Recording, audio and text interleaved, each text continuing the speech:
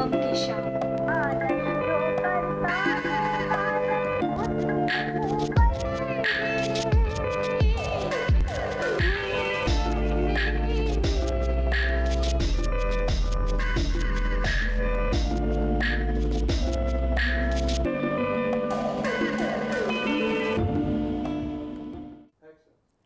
Hello and welcome to today's episode that deals with writing for radio and production method.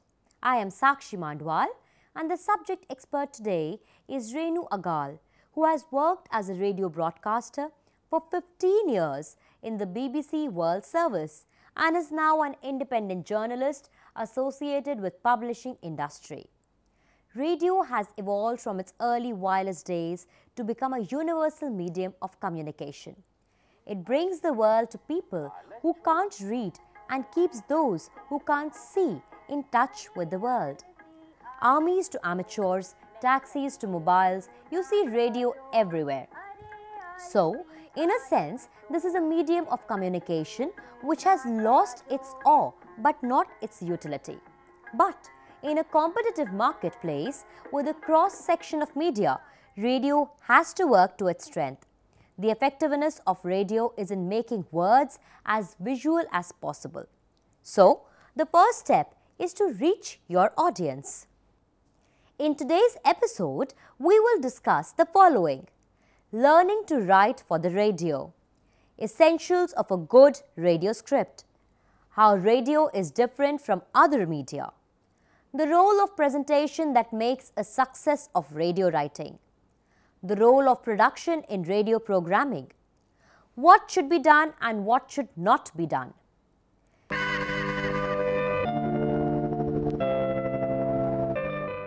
The aim of radio is to communicate with its audience.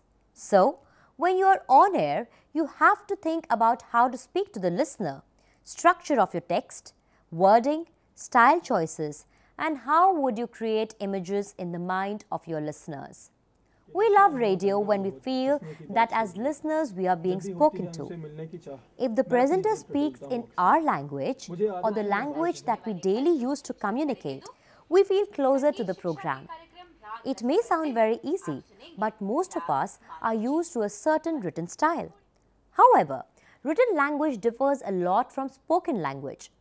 A radio program that sounds spontaneous radio is actually something which takes a lot of preparation. Most radio texts are well prepared so that accuracy is maintained and on-air time is not filled unnecessarily.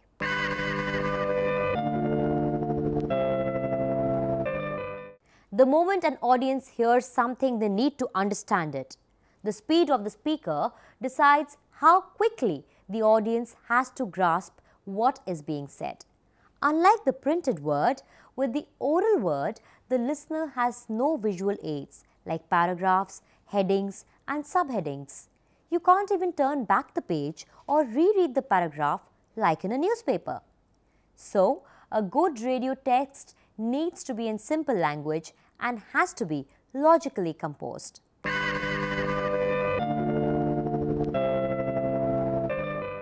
For a radio script, complicated sentences just don't work, and so subordinated clauses create problems. So, a simple thumb rule to follow is one thought in one sentence and just one subordinate clause at the most. So, before writing your radio script, ask yourself, what is it that you have that is essential information? Hello friends, Too much information, images, facts and multiplicity of thoughts only confuse listeners. Don't try to put all the extra information you have which you think is interesting, as it can distract the audience. So, remember all those things that you put in bracket or as subordinate clauses in a newspaper script has to be cut out in radio. So, a radio writer has to make a choice of what he wants to keep and what needs to be left aside.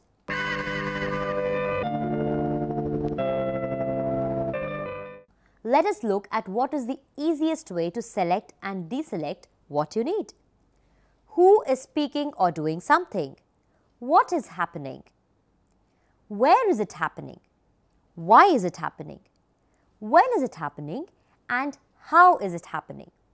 Apart from this, the structure of the radio text has to be very simple and it has to be communicated to the audience orally. The introduction thus becomes the headline, which tells the listener what the story is all about. And in the text that follows, all their ideas be in a logical order that is well connected to each other.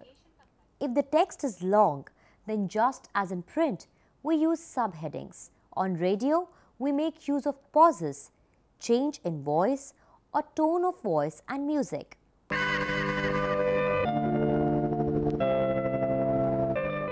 Whether a listener will stay with you or not is very much decided by your first sentence. If you want your listeners to stay tuned, you need to create an interest. You need to arouse their curiosity right at the beginning. So, please spend some time thinking of what your opening lines are going to be.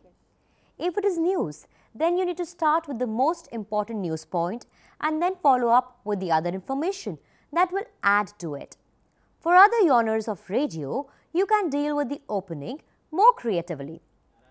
You can be playful, create an atmosphere, create suspense. But in your excitement, please don't keep the suspense for so long that the listener switches off. What's happening now and here should get preference over chronological structures.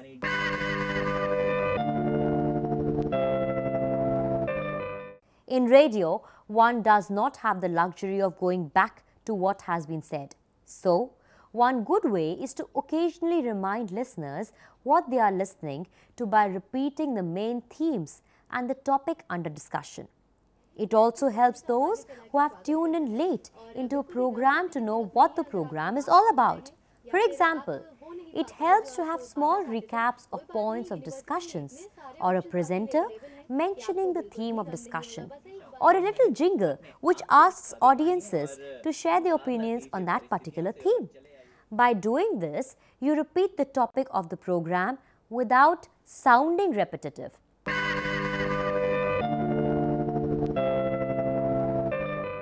Texts on the radio are solely supported by oral language. Contrasted to television texts or newspaper texts or conversations in person, there is no visual aid for what is being said. You have no pictures or, for that matter, no facial expression or gestures to support what you're saying. All you have is vocal expressions to support your content. So, if you want your listener to see in his mind's eye what you are saying, the language has to be concrete. It has to describe closely what is being said and evoke those images.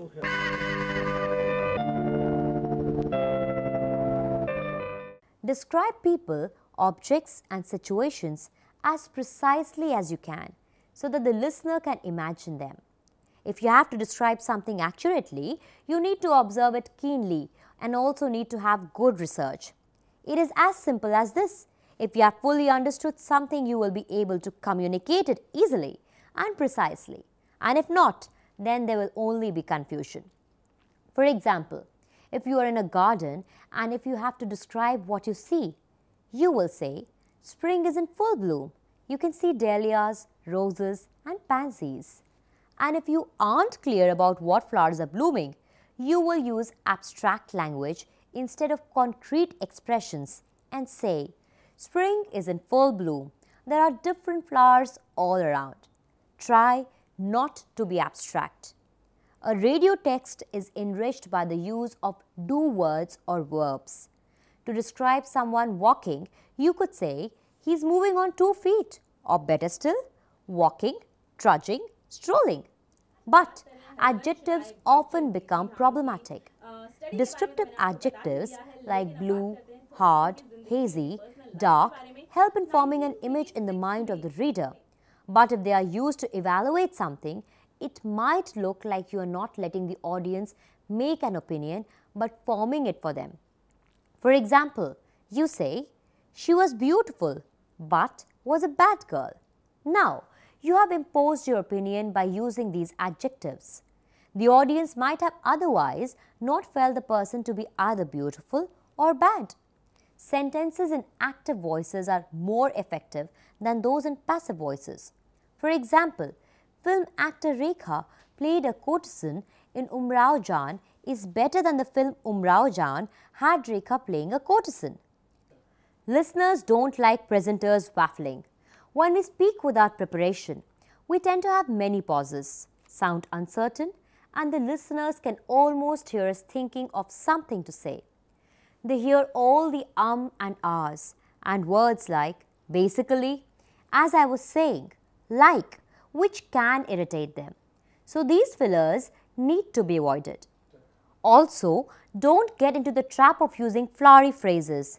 They might be totally wrong or unsuitable. Foreign words, scientific words, complicated words are a no for radio. Also, take care of how you deal with numbers on radio. Instead of a date, use yesterday, today, tomorrow. If you need to give time, instead of 10.28, say 10:30. With statistics like 3,500 of the 10,100 respondents said, you might be better off saying 1/3 of around 1,000 respondents said. When describing a situation, try to create the atmosphere. Describe the sounds, the smells, the look of the place so that it comes alive in the eyes of the listener and the listener is almost transported to where the action is. Say if you are describing a cricket stadium, you talk about over 20,000 people packed in sweltering June heat of Kolkata, awaiting in anticipation of a great game. Dressed in colors of the team or the country, singing, chanting, cheering, eating.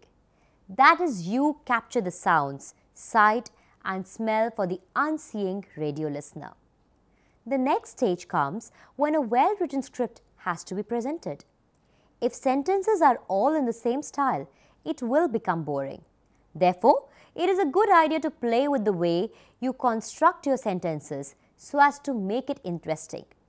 Always have neatly typed and spaced script which you read before you go on air so that you do not speak without knowing what you are going to speak.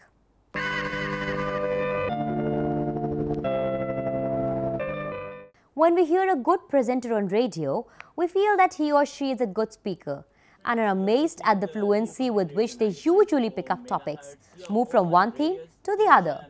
Most of us wonder, how is it possible to do all this without a written script? Here we are wrong. The presenter doesn't sound as if he is reading the script, but he actually is. And this is what makes a good presenter.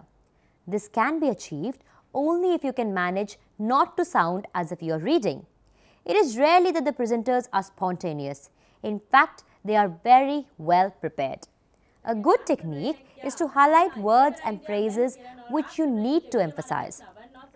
The presenter knows where he has to take a pause for effect and also to breathe. Some presenters put marks on their scripts which help them take pauses. Individual style, connecting different threads of the program and leading in from one topic to another when planned in advance, sounds like music to the ears when it comes with practice.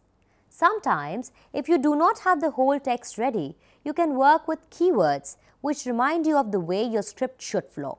For example, heavy rain, muddy pools of water, traffic snarls, jams, getting late to work, mobile network down, horns blaring, tension.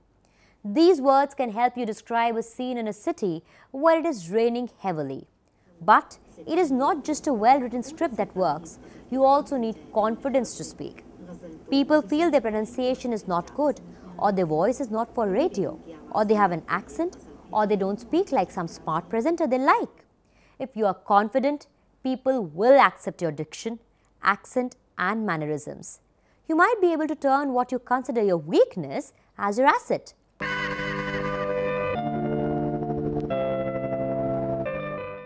Now that your script is ready, you have to remember you are addressing one person. You sit straight in front of the microphone, clear your throat, and remember all those things you have just been told. Short sentences, pauses, pace your script, slow down or build the tempo as the script demands. Project your voice, avoid jargons. Though you are on the radio and no one sees you, you can still use your arms for expression. You will deliver better and you will become more expressive too.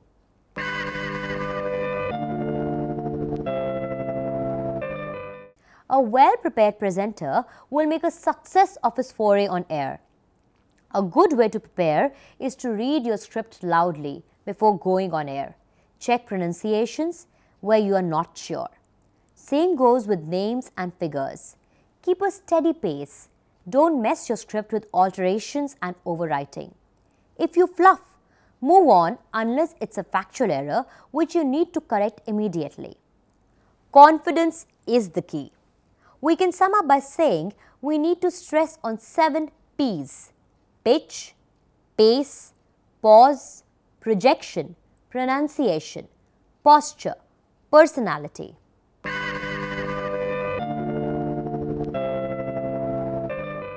In India, since most radio is about music programming, let's talk about planning for a music show on radio.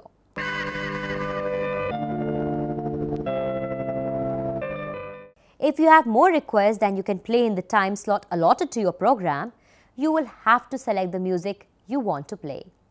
It also depends on what kind of music show it is: pop, classical, top 20 or some other format. Sometimes, interesting requests help choose music because the presenter knows reading the request will enthrall other listeners too.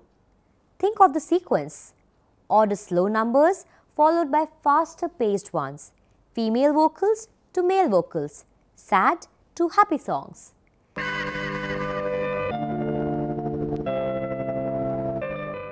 Presenters should try to prepare letters, as we often find the letters are not legible and presenters stumble on air to listen to it. We must never talk over vocals. Do not criticize a listener's choice of music. Do not play less than a minute of anyone's request. If you are grouping requests, do present them in such a way that it doesn't sound like a roll call. Alternate between addressing general listeners and an individual listener. We now talk to Seema Chishti, senior radio broadcaster who is now an editor at the Indian Express, on what she feels are the essential hallmarks of a good radio script. How is the radio script different from, say, a newspaper article? Well, sound, because there is no visual accompanying it, the audience cannot go back to it. So it has to be quite brief, clear, cogent and simple. The complexities that you attempt in a newspaper article or a magazine, you have to be much more careful with radio. Set up your arguments up front and move logically from one to the other, and be very cautious that nobody is going to rewind on it. It's, you know, like a newspaper article, I can go back to a paragraph that confuses me. That option is not there in radio. What should you think of while writing for radio?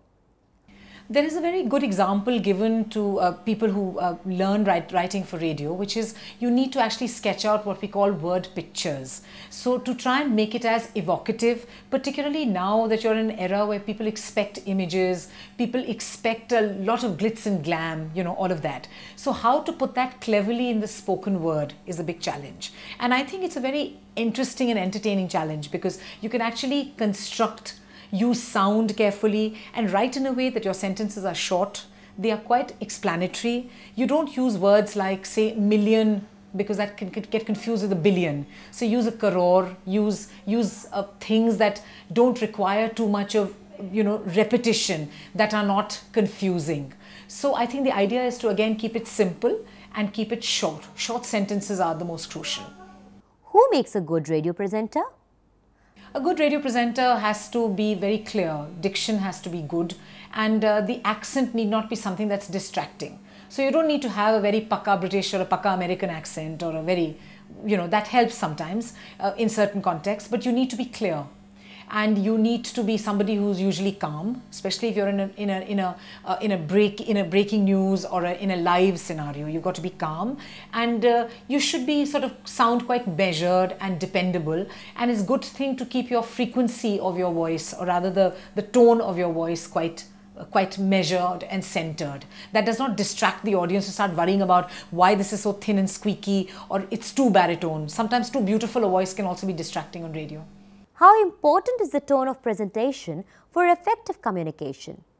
It's very important. It's a very important it's a very important ingredient. It may not be the most important, but if I was to deliver a very sad bit of commentary or a very sober thing with a very ha-ha, jolly kind of air, the way I'm speaking now, it completely distorts it. So you need to be able to adapt to various kinds of moods, which is where tone comes in, because it communicates a lot, what we call non-verbal communication. And again, you don't have graphics, you don't have image, you don't have space, you don't have the benefit of print of the reader going back to what you've written. So you need to do everything vis-a-vis sound and voice. So I think tone is quite important. What tips would you give to a radio broadcaster? I think first and foremost is a lot of, they need to be completely informed about what they're doing and be very clear themselves about what they're trying to do.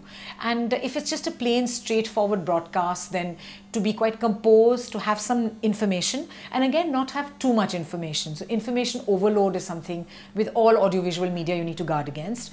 Propose a format which is probably divided into two rather than trying to trying to show off your knowledge. The idea is not to just show off as to how much I know about what the Irish military or whatever the subject is, but I know enough to communicate, and also try and repeat things in the end. So if you're communicating or broadcasting something, or even say a show on old Hindi cinema or music, try and come back to the main themes, and sometimes perhaps to repeat messages. So after every, maybe if it's a 5-minute radio broadcast, if in the middle you could repeat the message that you started out with, and in the end to recap stuff, that may be quite informative, and you may end up being useful. You could be extremely bright, know a lot, have a great voice, and be a lousy broadcaster, because you're just busy elaborating and showing off what you know, rather than effectively communicating to the listener. So I think a lot of practice makes that possible, and get used to kind of rehearsing radio. When we used to rehearse radio, we felt lousy about doing it in an open, alone in a room. So request a friend, a relative, a husband, a wife, a mother, a parent to just stand there and pretend like you're talking, like I'm talking to you. So it makes it much easier than if I was just answering questions, reading off a script. And try and not read off scripts, because however well you read something which is written, it doesn't work very well. So if you keep points, that works much better. So keep a PowerPoint type kind of index cards where you keep things clipped. But I think information, preparation, a bit of rehearsal, and being calm, presenting things calmly is what really works, and short sentences.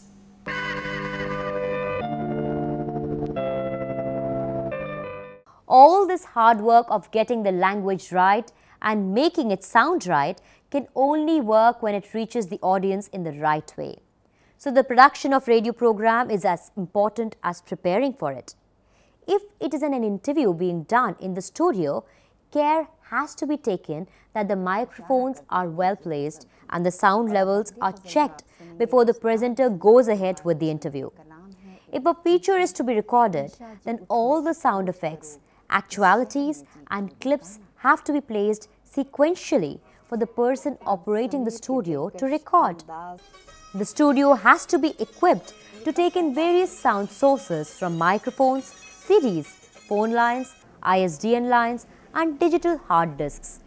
While recording on location or in the studio, care has to be taken to use the right kind of microphone and make sure that the mic is at the right distance and there are no popping sounds. Also ensure you are facing the mic and that it is switched on. Usually in studio discussions, the guests tend to get so involved arguing with each other, rebutting and replying that they move away from the microphone and start addressing each other, often affecting the recording quality. A good studio manager has to keep ensuring that things are in order. While recording outside the studio, rattling of microphones and shaking of wires distort sound. So care has to be taken on how you are holding the microphone. While recording any sort of sound, one has to manage the recording level. Anything recorded at a high level will create distortions which cannot be corrected in the studios. Remember to always wear a headphone while recording. Recording in crowded places, press conferences and stadia all need special attention because sound levels and noise are often high and too many. Phone-ins suffer the most from bad quality phone lines, so most professional studios now use ISDN lines, Integrated Services Digital Network, which are capable of sending full quality stereo signals throughout the world. To get the best product on air, there has to be a studio discipline which needs to be maintained. Some things to take care of are: always wear a headphone in a studio. Keep silence near studios which have a red light on that indicates that a recording is in progress and the microphone is on. If you make a noise, it is likely to be recorded.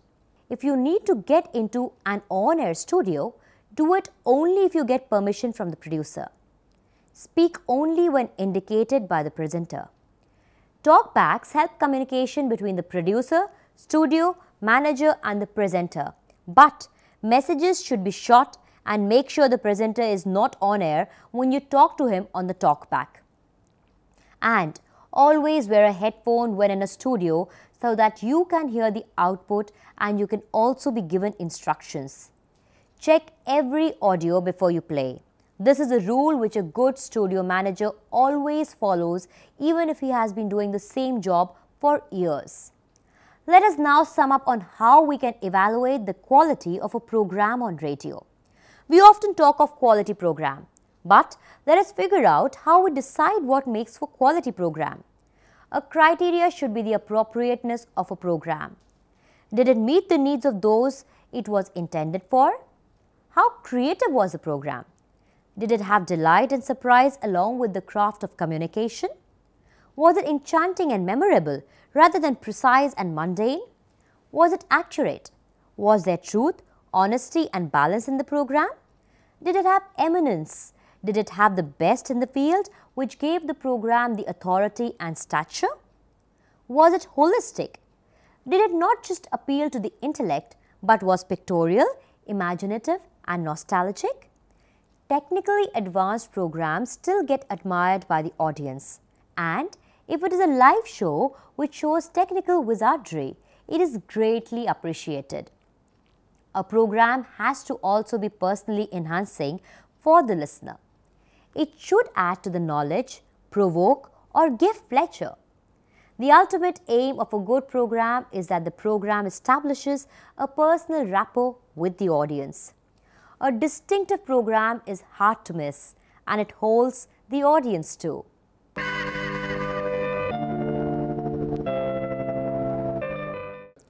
Let us sum up what we mean by good radio by relating it to the 6 pips you hear of the Greenwich time signal.